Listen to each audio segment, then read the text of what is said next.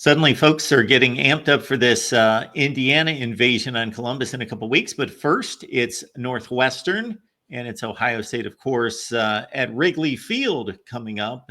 Interesting venue, of course, when the baseball and the football come together. And Ohio State dominant in a 45-0 win against Purdue. We got Pat Murphy here from Bucknuts 247 Sports to break it down for us.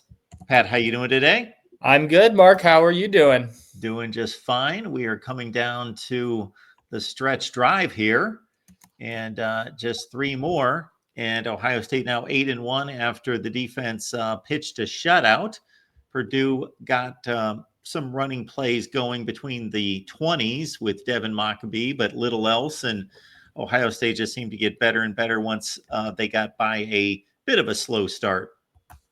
Yes. Well, first of all, the fact that you said we're getting to the end here. I wrote today about Ohio State playing its final road game of the regular season this week, which just kind of blew my mind a little bit. I knew it was coming, but the fact that this is the last time we will travel before neutral site games, it goes so quick.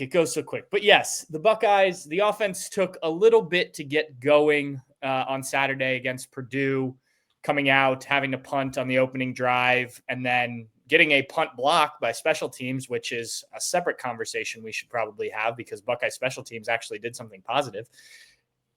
You take 4 chances. I think they got the ball at the 8 and finally get in. So it's a touchdown, but it was a little bit harder than you probably would have wanted going against Purdue in short yardage situations. But from there, really, end of the second quarter, the Buckeyes dominated the game. The defense, as you said, let a couple of drives go, probably further than they wanted. One of those, the first Purdue drive where they ended up missing a short field goal. There were a lot of backups in the game. I think it was the third possession for Purdue of the game.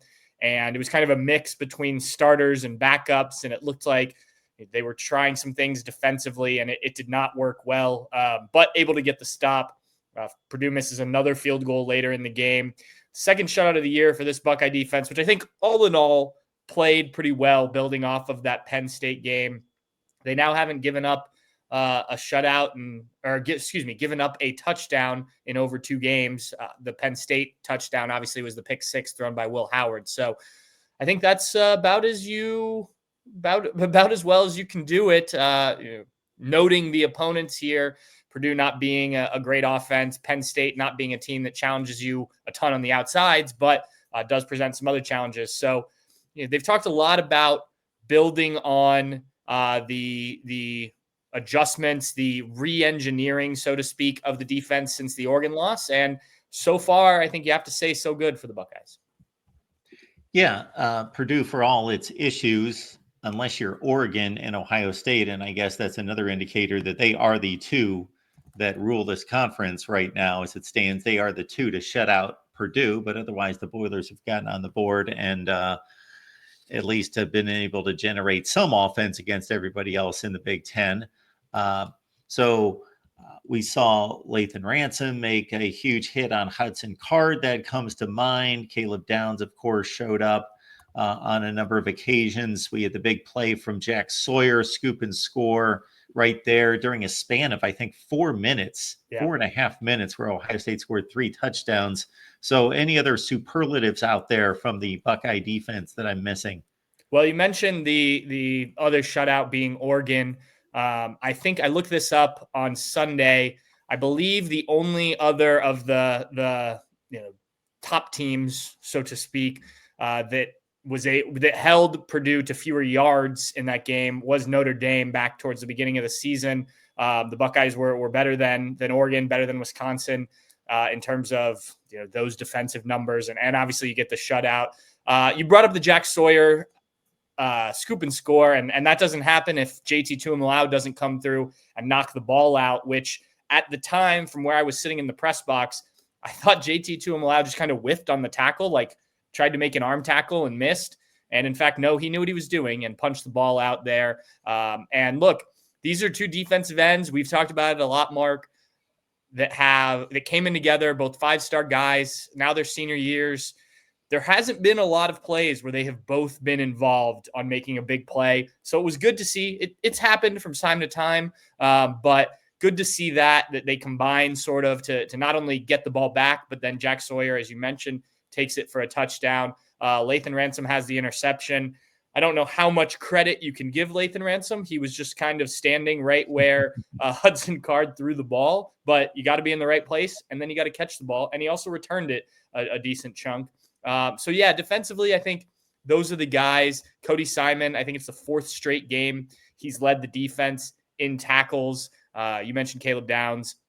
I think we've hit on that, hit on a number of guys. And then the only other guy I think you really need to talk about is, well, 2 guys, I guess. In the middle of this defense, Edric Houston and Caden McDonald are starting to come along. Tyleik Williams did not play in this game after getting hurt against Penn State, but Ryan Day said after the game, he was available in emergency capacity. They expect him back full go next week. But those 2 for a line that needs probably some more depth, especially on the interior. And as you look ahead to next year, Ty Hamilton, Tyleik Williams, both departing out of eligibility, that to develop some more interior depth, I think is important. It's interesting. Edric Houston, 5-star defensive end in last year's class, has moved into the interior spot and has jumped ahead of some guys like Hero Canoe and a few others to make that start on Saturday. Did have the unsportsmanlike conduct penalty that gave Purdue a first down when it looked like the Buckeyes were about to get off the field. But other than that, I thought played a solid game. Yeah, and actually, I was thinking of the Ransom play when Hudson Card was running out of bounds and he just lowered a boom on him, and that got Lathan Ransom quite excited, and everybody else energized the defense a bit there. And it's you mentioned it's sad that on plays like that, the immediate reaction, at least in the press box, is, "Ooh, was that targeting?" Like, no, it's just a good hit. Everyone gets up fine, but that's the world we live in college football right now. Is anytime there's a big hit, you have to think, oh, is he going to get in trouble for that one? Which I think is unfortunate because you're allowed to hit in football, last I checked. Yeah, you are, or you're supposed to be able to. Yes, that gets questioned each and every practically game at this point as we see it. But yes, absolutely a clean hit by Lathan Ransom on Hudson Card. About the only to get picky here, Devin Mockabee ran for 73 yards on 13 carries, and breaking down the play-by-play, his first 4 or 5 attempts, he was ripping off 12 and 14 yards a chunk.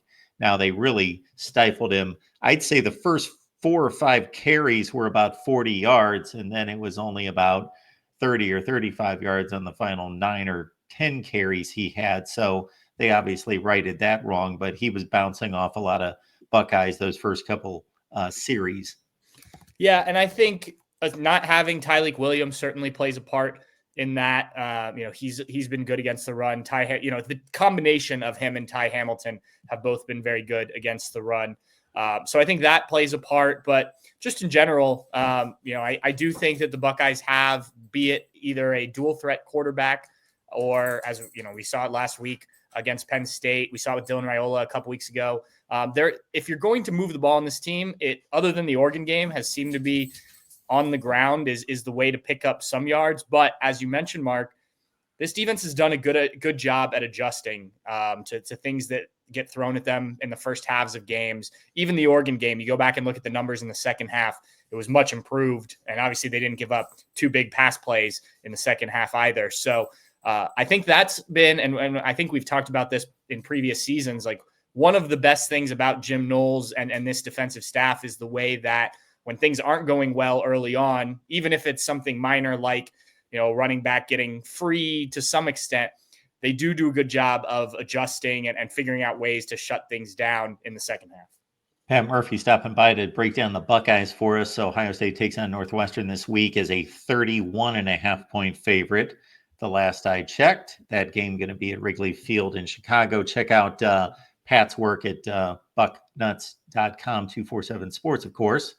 There seemed to be a throw or two that Will Howard lets get away, but I'm not going to make a big deal about it, although Buckeye Nation seems to, he missed that throw. He did have one in the first series come to mind right out of the gate. As soon as you mentioned that 3 and out, he missed G. Scott. He let one sail a bit, but 21 out of 26. What I find kind of amusing in terms of something that Will Howard does about every game is there seems to be 1 play every game where he's in the middle of space and he just falls. Whether there's some kind of phantom rusher or he's just running and he loses his footing, but there's like nobody around him and he just kind of takes a plunge once a game. Yeah, and Will Howard addressed this after the game, and he wasn't asked specifically about it. He was answering another question and kind of ended with, "I'm getting new cleats next week." He said, he feels like he looks unathletic because he keeps falling down, and he also feels bad that the defense or the offensive line is getting faulted for giving up sacks when they're not actually giving up sacks because he's falling down in the backfield. I think it's interesting because the immediate reaction I saw on our message boards and on social media is blaming Ohio Stadium's turf, which has its flaws. Don't get me wrong. I've talked with new athletic director Ross Bjork about it. And, he said he believes the turf is still good, that they have just done some things, including a new type of the pellets, so to speak, put down. But Will Howard slipped last week on the grass at Penn State. He slipped at Oregon. He slipped a number of times. And it's not just Will Howard either. So I think maybe the shoe department, the equipment department may want to look at what they are doing. If Will Howard is publicly coming out saying he's getting new cleats, I don't think he means he's going to your local Dick's or Sports Authority and buying his own cleats. I think this falls on Ohio State to make sure everybody's got the proper footwear on so that stuff like that doesn't happen. Very good. I'm sure that will be much discussed, and he'll want to probably replicate at least the design, or that's going to be a cause for much debate as well. If he goes to some other look, people will be commenting on that, I'm sure. Carnell Tate, I just wanted to spotlight him in particular because, of course, Emeka Egbuka was a known factor coming in this season, and Jeremiah Smith has taken everyone by storm for good reason. But Carnell Tate is quietly becoming a dependable option. Yes, absolutely. 2 weeks ago against Nebraska, 4 catches for 102 yards, his second touchdown of the season. On the season, he's got 27 catches for 405 yards, which aren't crazy numbers, but I think if you look at his targets and kind of the opportunities, he's taking advantage of them when they're there. And over the last few weeks, he's been more involved as teams have tried to take away, be it Jeremiah Smith or Emeka Egbuka. This is what Carnell Tate needs to do.